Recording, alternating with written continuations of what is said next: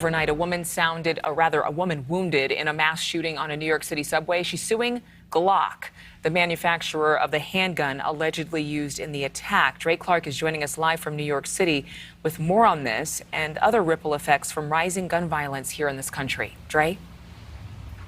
Adrienne, good morning. Here in New York, they have some of the toughest gun laws in the country. But here in New York City and in other places of the state and across America, the level of gun violence has reached to what some might call a crisis.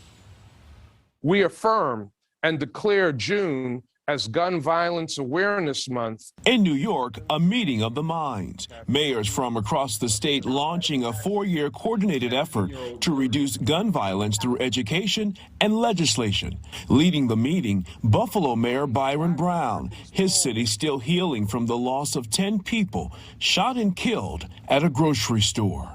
We are committed to using this period to pause and reflect on what's working and what's not. All across the country, we are seeing mayors wrestle with how to address this overproliferation of guns in our cities. New York City Mayor Eric Adams calls the gun violence a crisis. In April, a gunman shot 10 people on a subway train in Brooklyn and injured 19. One of the victims has filed a lawsuit against Glock, the maker of the gun used in the attack. The lawsuit accuses the manufacturer of reckless disregard for human life. Meanwhile, in the Midwest, homicides and shootings are down in the city of Chicago. Chicago police say so far this year, they've confiscated close to 5,000 illegal guns off the street. It's past time to get some significant, real gun reform in this country.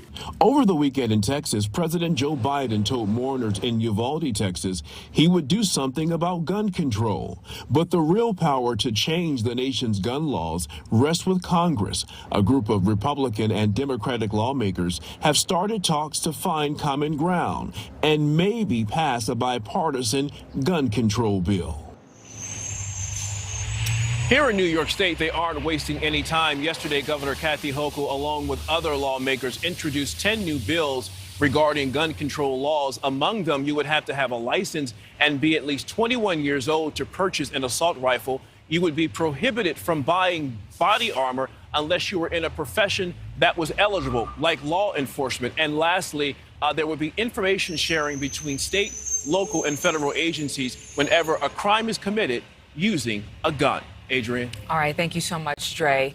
Thank you so much for watching. Make sure to click on the red subscribe button below so you can get more of NewsNation's fact-driven, unbiased coverage.